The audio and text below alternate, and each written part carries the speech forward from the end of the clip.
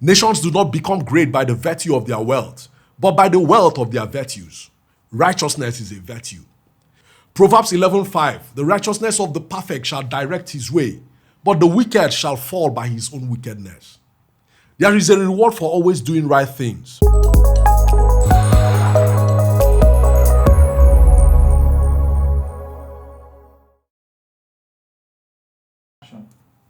Hello friends, and welcome to another episode of Strategic Living Nuggets. In continuation of our series on attitude for effective living, we shall be looking at the subject of attitude of righteousness. The topic sounds square, right? It will change once we are done with this discourse. Let's start.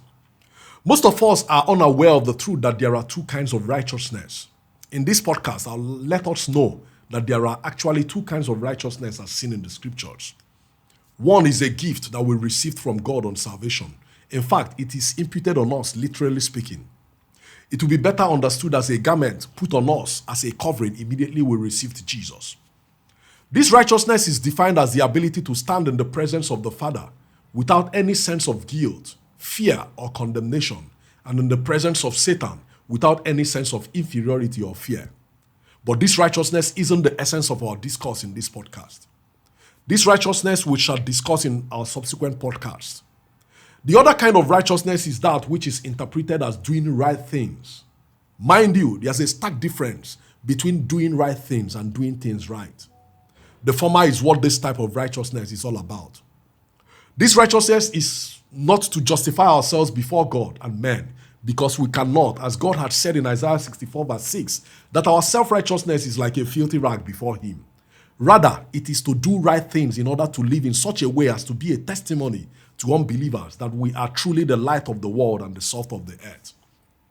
We need to understand that this is a principle that is devoid of one's religious inclination. This is the principle that has enabled non-Christian nations to thrive. They are developed and developing because they embraced righteousness, which is doing right things.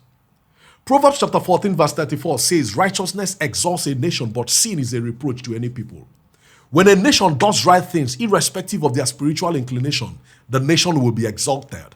This is the bane of our country, Nigeria. We are still in a state of malaise today because we have neglected this principle. All of us can agree with this assertion that in every strata of our existence as a nation, you can hardly find an institution where right things are done. Just a minute percentage. No nation can grow like this. Nations do not become great by the virtue of their wealth, but by the wealth of their virtues. Righteousness is a virtue. There are countries today that are not Christian nations, but they are as good and some are even better than America today. Why? Because they embrace this principle. Proverbs 11:5, the righteousness of the perfect shall direct his way, but the wicked shall fall by his own wickedness. There is a reward for always doing right things, righteousness. In the above scripture, we see that this man is blameless, yet his righteousness is what will direct his ways and keep it straight. Having a mindset of doing right things will give us direction even in the midst of confusion. We can now say that an attitude of doing right things is a prerequisite for growth. Friends, we owe the younger generation, our families, societies, and this nation a duty of letting them know that our families, societies, and nation at large can only become great when we begin to do right things. My name is God's Gift Ejike, where I'm your host on Strategic Living Sessions. Let's meet again in our next podcast.